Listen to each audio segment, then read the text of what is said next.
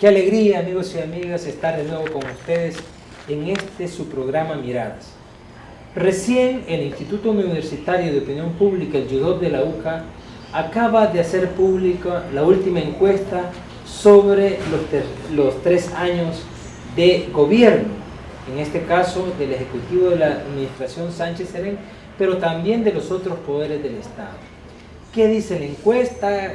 ¿Por qué dice eso? ¿Cuál es la percepción de la población? Para hablar sobre esto tenemos el gusto de contar con la presencia en este conversatorio de Janet Aguilar. Ella es directora del Instituto Universitario de Opinión Pública, IUDOP de la UCA. Janet, gracias por estar con nosotros, bienvenida. Muchas gracias, Omar, como siempre, por la invitación. Y le damos la bienvenida también a Mario Montesino.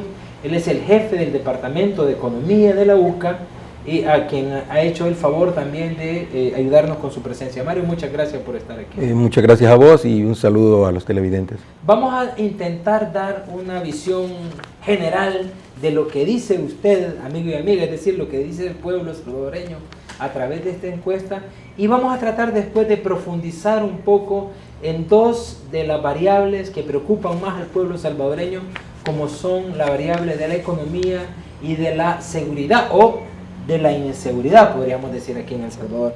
Comencemos un poco viendo esta lámina que aparece en la pantalla. Al gobierno del profesor Salvador Sánchez Serén, la población le adjudica una nota de 4.79, ¿verdad? Y en estos datos sobre el desempeño general del gobierno, más del 60% de la población opina que está gobernando mal, 68% que no ve cambios positivos, 70% que ve cambios negativos, 59.1% que no ve logros, y así unos números que no son nada halagüeños para este gobierno.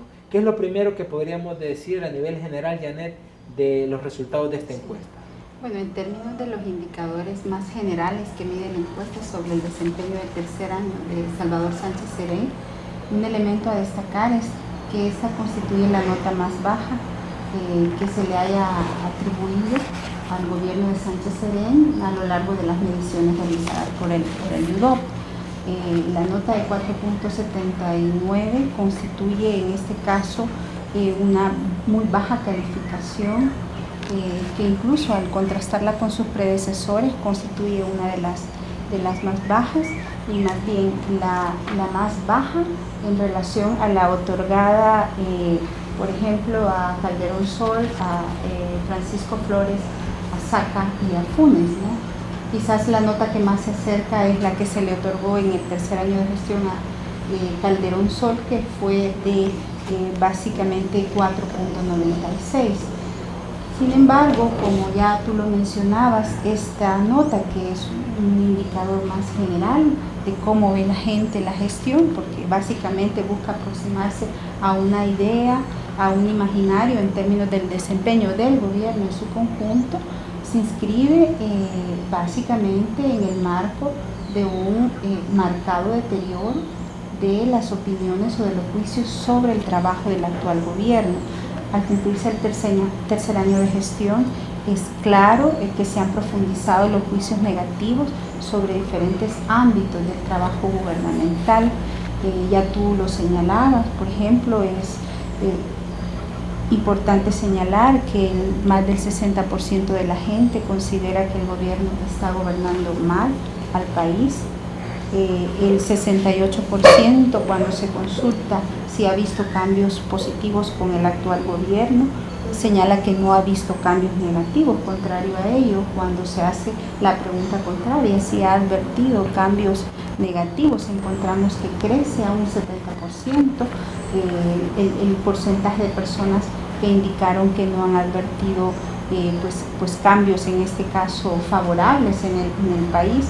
Y de igual manera hay un señalamiento del incumplimiento de promesas, en este caso representado por más del 60% de la gente, y más del 80% de los ciudadanos consultados indicaron que se siente poco o nada beneficiado con el actual gobierno. Es decir, en todos los indicadores generales de desempeño de la actual gestión hay un deterioro de los juicios, en este caso sobre su trabajo, que ha sido sostenido, si bien es cierto, hay un marcado y progresivo deterioro, es al cumplirse el tercer año de gestión que encontramos las opiniones más negativas e incluso opiniones altamente negativas o mucho más negativas que las que encontramos en sus predecesores al cumplirse justamente 3 años de trabajo gubernamental. Voy a partir de esto último. Bueno, sabemos que las encuestas reflejan la percepción de la gente, no necesariamente la realidad. De todas las variables, decía Janet, hay una opinión desfavorable del desempeño de este gobierno, excepto en uno. Leyendo la encuesta, la población considera que los paquetes escolares, uniformes, lo que tenga que ver con esto, 53% considera que ha sido efectiva para ayudar a mejorar la educación. Y hay otra que queda a tablas, como se dice, es decir, 43.8% piensa que las medidas excepcionales han ayudado a reducir la delincuencia. Sin embargo, el mismo porcentaje, 43.8%, opina que no han ayudado a reducir la delincuencia. Mario, estas percepciones de la población tienen su correlato en la realidad, reflejan a juicio tuyo lo que estamos viendo en la realidad del país. Sí, a mí me parece que efectivamente lo que la gente percibe en relación a cómo está desenvolviéndose el país, sí tiene su base en la realidad, porque efectivamente nosotros vemos que hay inseguridad, sentimos la inseguridad también, ¿verdad?, en ese sentido. Y en consecuencia, a pesar de que se ha fortalecido, digamos, los sistemas de seguridad y los medios de seguridad, los cuerpos de seguridad, eso en cierta forma también la gente lo percibe como lo problemático que está en cuanto a la seguridad, porque tenemos que elevar, digamos, el militarismo por un lado, porque también hasta el ejército ha tenido que participar, y en consecuencia, pues, esa es una percepción que la gente tiene y es la percepción real de que tiene que haber esos cuerpos de seguridad, tiene que fortalecerse en términos de armas y todo eso para poder controlar o mantener la situación estable, digamos, en términos de esto de la seguridad. Entonces la percepción, aún con eso, ¿verdad?, aún con que la policía esté funcionando muy bien y esté, digamos, reduciendo o controlando la delincuencia, pero la delincuencia está ahí. Parece que mientras mantengamos estos cuerpos de seguridad en una, digamos, magnitud muy importante, sigue reflejando que el país no mejora en ese sentido. Entonces es lo que la gente creo que logra observar. Ahora, la seguridad es una de las dimensiones de las condiciones sociales de la población. El esfuerzo que el gobierno hace en ese sentido, pues es también algo que debe reconocerse, que podría hacerlo más débilmente o podría no hacerlo, ¿verdad? Entonces, el que le ponga atención creo que es algo positivo y quizás la gente no lo percibe muy bien, pero es parte también de la inversión social que el Estado o que el gobierno debe de hacer para mantener el bienestar de la población trabajadora, de la población honrada, de la población honesta, etcétera, ¿verdad? Y por otro lado, yo creo que en cuanto a lo que representa la inversión social en educación, la percepción de la población también está adecuada a la realidad, porque la educación es algo necesario no solo para mejorar los ingresos de la población, sino también para elevar los niveles de desempeño económico, de crecimiento, que es uno de los objetivos que en el plan quinquenal del gobierno se tenía, ¿verdad?, que era generar un país más productivo, basado en mano de obra o fuerza de trabajo de calidad, sostenida en un mejor proceso de educación. Creo que esa percepción de la población está captando justamente esa ventaja o ese bienestar que se está generando, y también está reflejando la necesidad que la población tiene de que haya una mayor inversión social, porque creo que esa es una de las debilidades que el gobierno presenta. Estos dos graves problemas, seguridad y economía, son los que han ocupado los primeros lugares. Parece que en la encuesta de esta ocasión, Janet, la economía vuelve a tener un poquito más de relevancia con respecto a mediciones anteriores, Yo creo que la encuesta no dice que el gobierno no hace, sino que lo que hace no está siendo efectivo. Esa es la valoración que se hace la gente en la encuesta, Janet. Bueno, yo creo que interpretar esta encuesta, los datos de esta encuesta pasa también por examinar el contexto actual. Ciertamente la gente reconoce algunos avances en materia de seguridad, pero ese reclamo persiste y persiste en un porcentaje bastante elevado. Pero al reclamo actual, digamos, sistemático en términos de la inseguridad ciudadana, se suma hoy día un incremento de las evaluaciones negativas sobre el desempeño de la economía, principalmente la economía nacional. El 70% de la gente considera que la economía del país ha empeorado en este tercer año de gobierno. Y esto también tiene que ver con la situación de incertidumbre que se ha generado a partir de la situación de las finanzas públicas, ¿no? De las finanzas del Estado. De alguna manera también hay reclamos, y eso se expresa claramente en un incremento de aspectos vinculados a los fracasos asociados a la eliminación de los subsidios, asociados a, por ejemplo, el aumento de impuestos. También se señala aumento en el costo de la vida. Es decir, hay elementos que van sumando a este clima de malestar y descontento preexistente y que en este caso tiene que ver justamente con la situación de incertidumbre, como decía, respecto a la situación fiscal del país. De hecho, hay una pregunta en donde se consulta directamente a la gente, ¿verdad?, en torno a qué debería de hacer el Estado. La gente está clara en términos de señalar políticas de mayor austeridad, de incrementar los impuestos a los ricos, de recordar gastos innecesarios del Estado.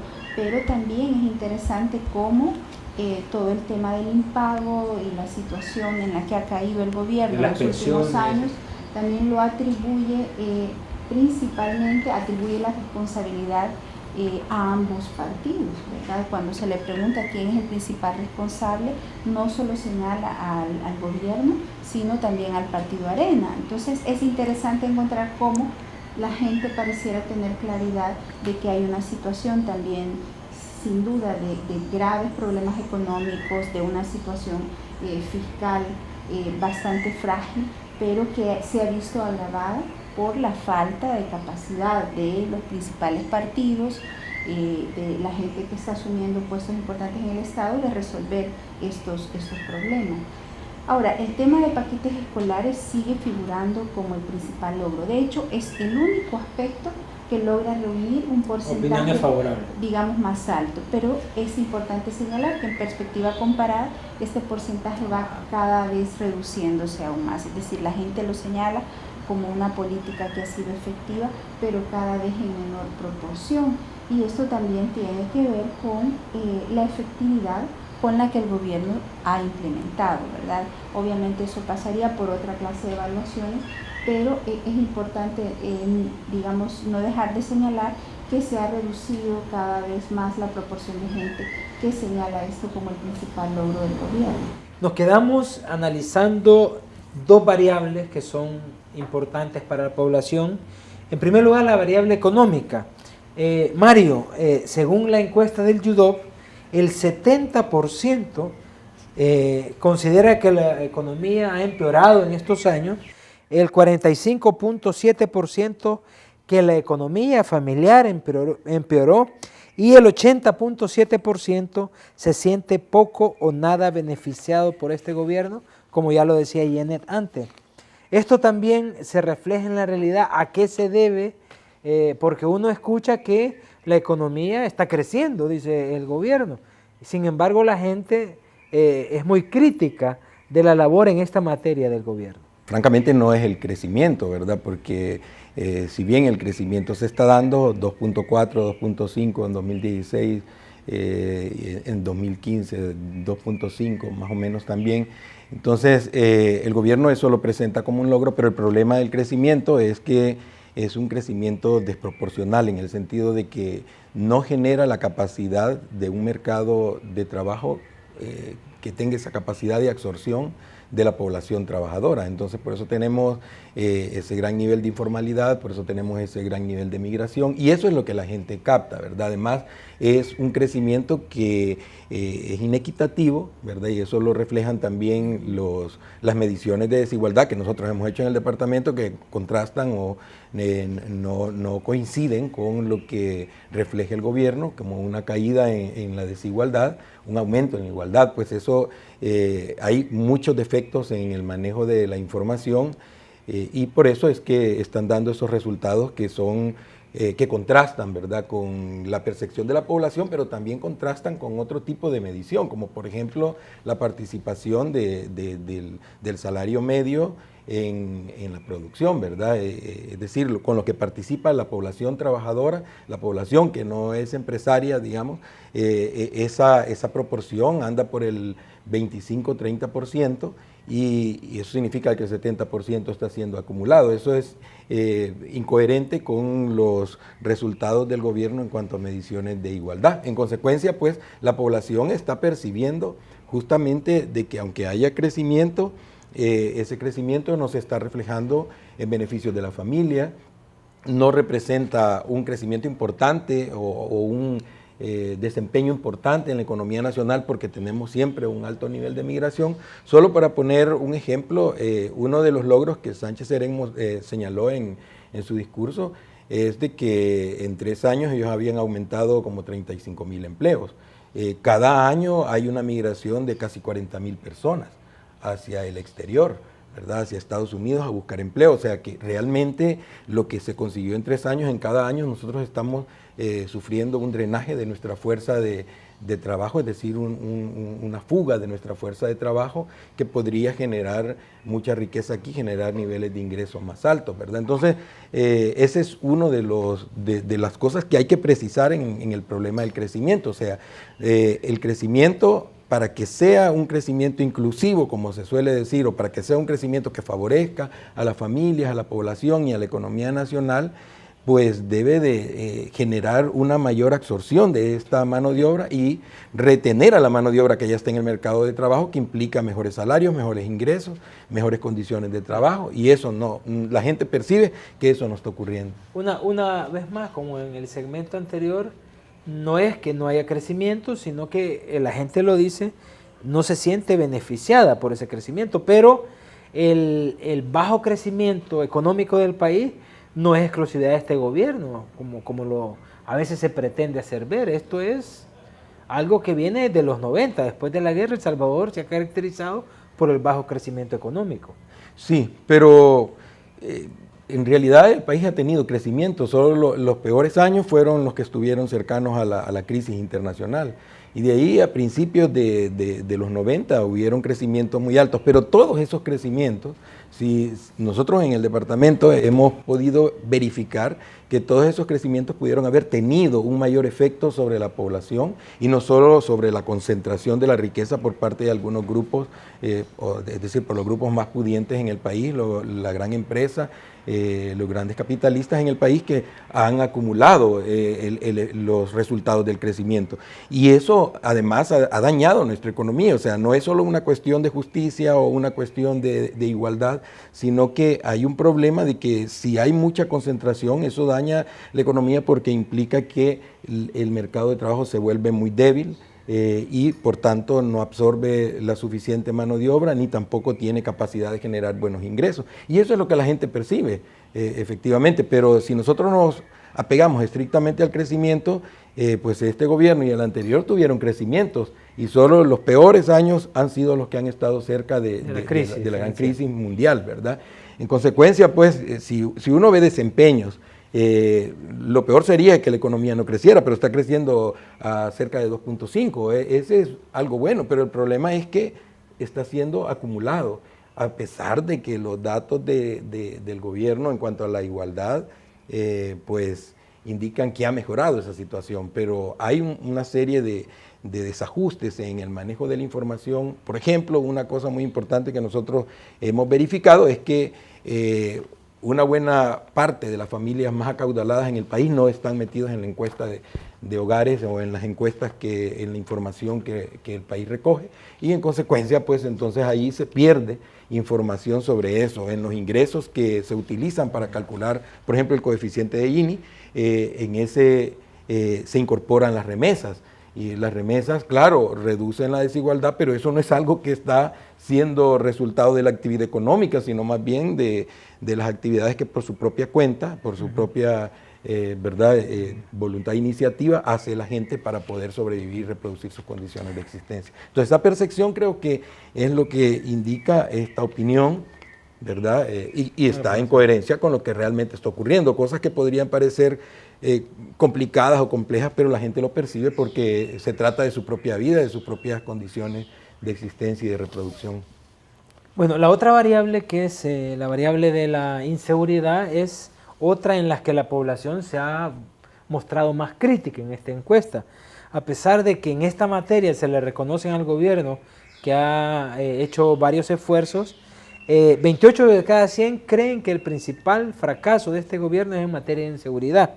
Y en todas las variables, arriba del 60% creen que ha fracasado las medidas extraordinarias, que no han recuperado territorio, que no ha bajado la delincuencia, que en los controles en los centros penales no han ayudado a reducirla tampoco.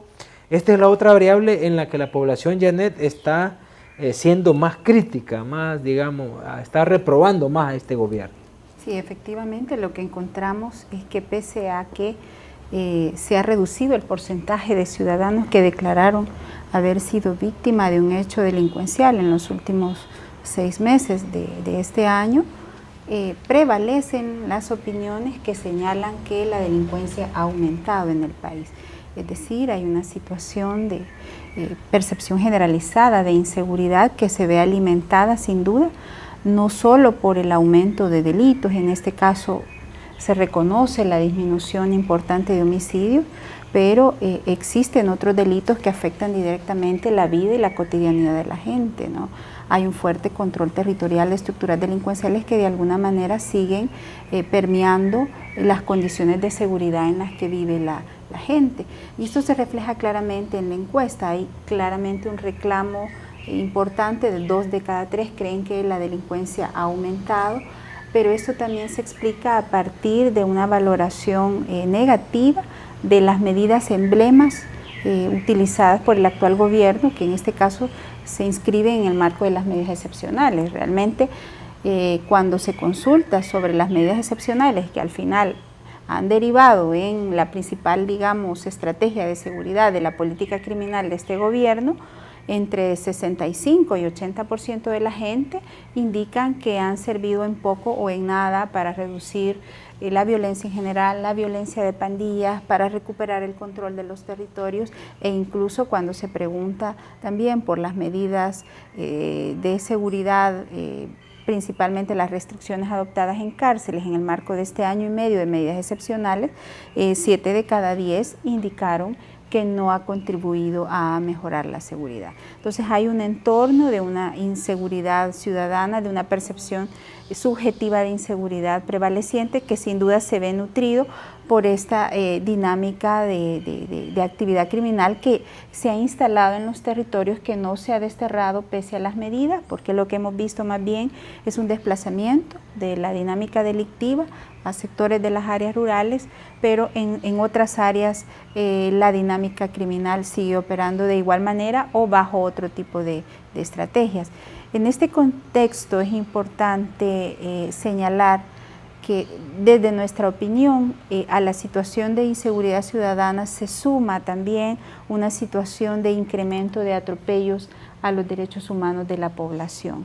De hecho, cuando la encuesta aborda mediante una serie de preguntas la percepción sobre el trabajo de la policía, sobre su actuación en el marco de las medidas excepcionales, encontramos un fuerte reclamo ciudadano y un incremento de señalamientos asociados a violación a derechos que no encontrábamos en encuestas anteriores. Sí, en esta materia, Janet, como en economía, parece que hay una, hay una contradicción entre la apreciación del gobierno o el discurso oficial y lo que la gente refleja en la encuesta. A mí me llamaba la atención que 66 de cada 100 personas crean que la PNC no está respetando los derechos humanos cuando aplica las medidas extraordinarias. 44% estima que la policía se está excediendo en el uso de la fuerza y 59 de cada 100 dicen que se sienten poco o nada seguros cuando están cerca de un policía. Esto refleja algo que debe poner atención, sobre todo el Ministerio de Defensa y de Justicia, ¿verdad? Sí, efectivamente lo que encontramos en la encuesta es un deterioro de los juicios sobre la imagen de la policía, sobre todo a partir de las medidas excepcionales. Se señala un deterioro del respeto a los derechos humanos en el marco de la actuación policial en el último año y medio desde la implementación de las medidas.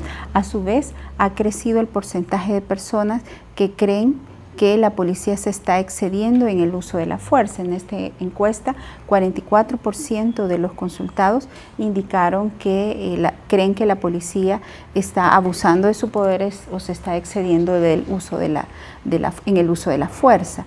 En ese sentido es interesante, digamos, contrastar las opiniones también que desde los funcionarios, sobre todo el ramo de seguridad, prevalecen en materia de la efectividad, porque ciertamente no se puede intentar garantizar la seguridad o un incremento de la efectividad a costa de comprometer el respeto a los derechos humanos. Y ha sido todo un tema de debate y desde la UCA lo hemos venido señalando, pero aquí hay claramente insumos que apuntan a que hay un crecimiento de reclamos de la población en materia de la actuación policial. Pero además, Janet, estos datos coinciden con el informe de la Procuraduría para la Defensa de los Derechos Humanos que señala que la instancia más denunciada por violación a los derechos humanos en el país es la Policía Nacional Civil. Efectivamente. Coincide con eso, ¿no? Pero además es bastante lamentable que el 60% de los ciudadanos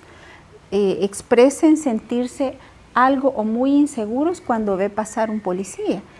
Estamos hablando realmente de la entidad estatal encargada de garantizar los derechos, ¿verdad? Y básicamente la seguridad de toda la población, contrario a ese sentido de seguridad que debería de dar cuando se relaciona con la población, más bien hay una percepción de inseguridad y esto sin duda tiene que ver con, como digo, el incremento de atropellos, de excesos en el uso de la fuerza, de arbitrariedades que se han venido señalando hacia la corporación policial y que se están traduciendo efectivamente en un aumento de denuncias de casos de violaciones a los derechos humanos, de torturas e incluso de ejecuciones extrajudiciales. Bien, en definitiva, la valoración, la percepción de la gente sobre el desempeño del gobierno no es nada favorable, yo diría muy desfavorable a este gobierno. Sin embargo, Mario, uno ve que este descontento no es exclusivo contra el Poder Ejecutivo, porque la encuesta también evalúa el desempeño de la Fiscalía, de la Corte Suprema de Justicia, de la Asamblea Legislativa, que también son parte del gobierno. Y aunque hay que decirlo, el fiscal general sale bien evaluado, 54.5%, y también los magistrados de la Corte con 57.9%. Sin embargo, sus instituciones salen mal evaluadas en esta evaluación, mal evaluadas en esta encuesta, perdón.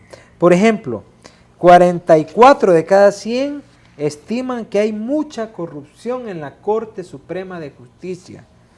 87.5% siente que sus intereses no los representan los diputados y diputadas. 66 de cada 100 creen que hay mucha corrupción en la Asamblea Legislativa. Y 52.3% creen que es poco o nada probable que la Fiscalía investigue graves delitos en materia de corrupción. Es decir, uno ve los resultados de la encuesta y dice, este descontento no es solo con el Poder Ejecutivo, es un descontento general con la institucionalidad del país. Por ejemplo, Janet, nos comentabas que la nota que le dan a los diputados es mucho más baja que la que le dan al presidente. Sí, efectivamente, al pedirle a la gente que califique el desempeño de la actual Asamblea Legislativa en este año de gestión, el promedio es de 4.23. Esta no solo es la calificación más baja que se registró en esta encuesta, porque también medimos a los ministerios, sino también es la nota más baja que ha conseguido la Asamblea Legislativa a lo largo de las mediciones del UDOP. Nosotros hemos venido señalando esta erosión progresiva de la legitimidad de las instituciones claves del Estado, como el caso de la Asamblea Legislativa. Y en ese sentido es sumamente preocupante que el primer órgano de Estado pues, sea evaluado con tan baja calificación. Pero de nuevo esto se inscribe en el marco de un desencanto generalizado de la gente con la clase política, que se traduce en cuestionamientos en su capacidad de representar los intereses de la gente. Por ejemplo, 87.5% de los consultados dijeron que los diputados representan en poco o nada sus intereses como ciudadanos, cuando es el órgano de representación ciudadano, ¿verdad?, a través del cual se canalizan las inquietudes de los ciudadanos. Más bien prevalece una opinión negativa sobre el trabajo de la Asamblea Legislativa. Por ejemplo, al preguntar qué tanta corrupción existe en la Asamblea Legislativa, 83% considera que hay alguna o mucha corrupción en este órgano de Estado. ¿Qué es el porcentaje más alto también atribuido a la corrupción? Exactamente, y de igual manera, cuando se consulta también sobre el tema de partido de preferencia, sigue incrementando el porcentaje de ciudadanos que declaran no tener ninguna simpatía partidaria. Muy bien. ¿Mario?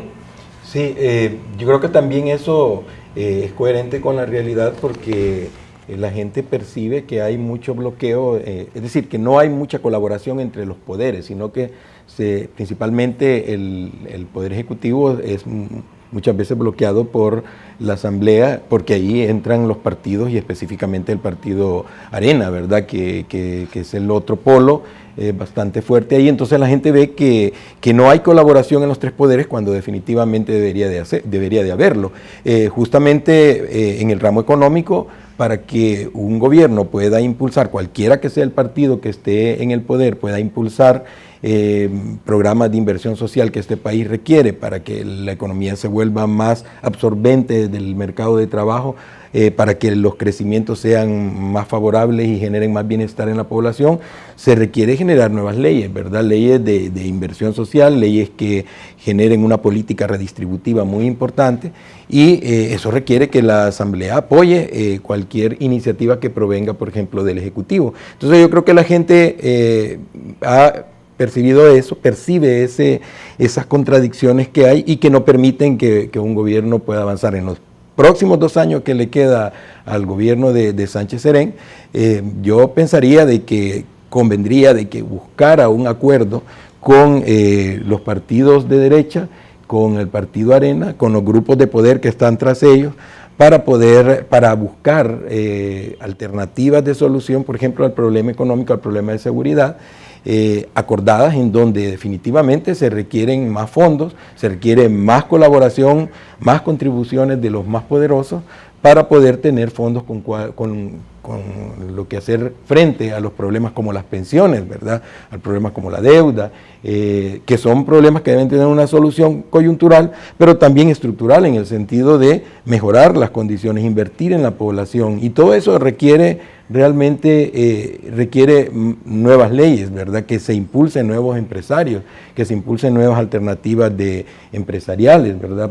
Esos son aspectos importantes. La inversión social, por ejemplo, que Sánchez Serén mencionó en su discurso, que está creciendo, sí está creciendo, pero todavía es inferior ese crecimiento, los niveles de inversión social, a lo que ocurrieron en la época de la industrialización, por ejemplo. Estamos hablando de los años 60, de los años 70, o sea que en realidad todavía no hemos logrado potencialidades que el país puede lograr, ¿verdad? Es decir, que el país ha hecho, así como crecimientos de 6, de 5, de 7%. Tampoco se ha logrado eso, y que evidentemente favorezca y genere bienestar a la mayoría. Entonces yo creo que la población, al poner esas notas, al hacer esas evaluaciones, está acertada en ese sentido, porque está percibiendo esas fallas del gobierno y su política económica y su política en general. Que dejemos de tocar un punto que a mí me parece llamativo de lo que refleja la encuesta. Uno podría pensar que con esta evaluación, digamos desfavorable, pero perdón, para el gobierno, quien sale ganancioso es el partido principal de oposición, porque precisamente eso es lo que quieren con esto que están haciendo. Sin embargo, la encuesta revela que no, que en este caso Arena no está capitalizando el descontento de la gente con este gobierno. Al contrario, hay un descontento también con el partido Arena, Janet. Sí, efectivamente, tal y como lo hemos venido advirtiendo en otras mediciones, el desgaste del gobierno, la erosión frente a la opinión pública, frente a los ciudadanos, no necesariamente se transfiere en positivo al partido Arena. Más bien, cuando consultamos a la gente, por ejemplo, si el FMLN debería de seguir gobernando, por ejemplo, el país, encontramos un alto porcentaje, 63.4%. es decir, 2 de cada 3 creen que el FMLN no debería de seguir gobernando, pero cuando aplicamos esta misma pregunta referida al partido Arena, encontramos que incluso crece el porcentaje de personas que considera, 68.1%, que dijeron que Arena no debería volver a gobernar el país. Es decir, estos datos de alguna manera apoyan esta idea de que hay un rechazo generalizado a los partidos. Fundamentalmente la gente tiene claro que ciertamente el FMLN lo está haciendo muy mal, pero que Arena tampoco es la alternativa.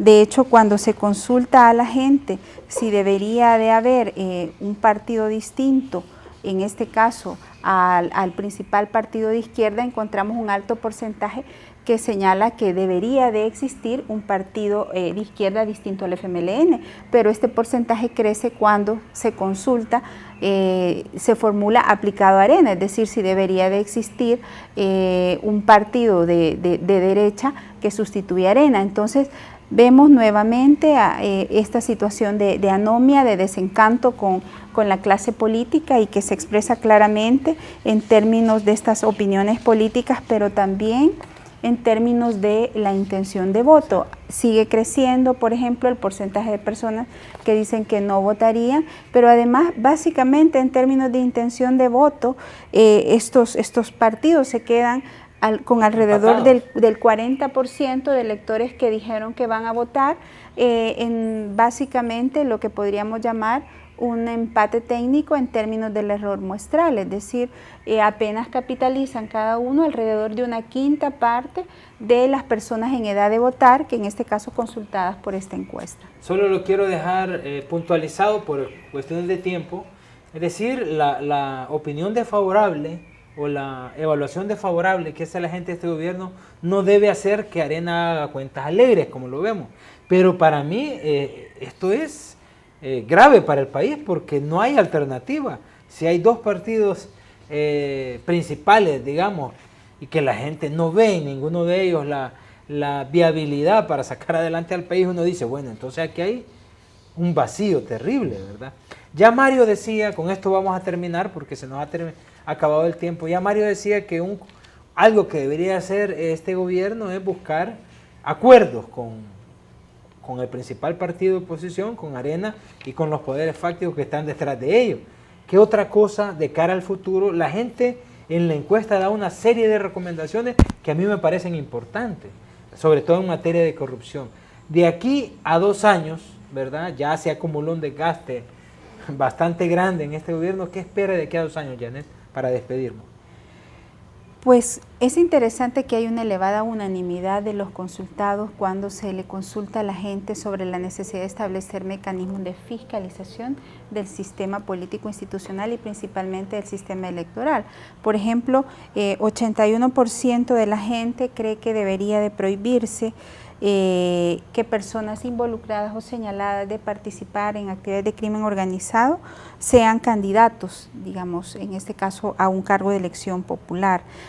94.8% de la gente considera importante que el Tribunal Supremo Electoral investigue previamente el patrimonio de los candidatos, en este caso nuevamente a cargos de elección popular. Y el 96.8% de los ciudadanos considera que los partidos deberían de declarar los fondos, el origen de los fondos utilizados en las campañas. Nuevamente apuntamos a temas sensibles, sobre todo en un contexto de destape, de casos de una corrupción sistémica que apuntan a que el sistema político está permeado, sino cooptado por muchas de estas estructuras, no solo amplias redes de corrupción, sino también organizaciones criminales y probablemente con vínculos con organizaciones transnacionales, dado que la región centroamericana es una región fuertemente afectada por la presencia de estas estructuras.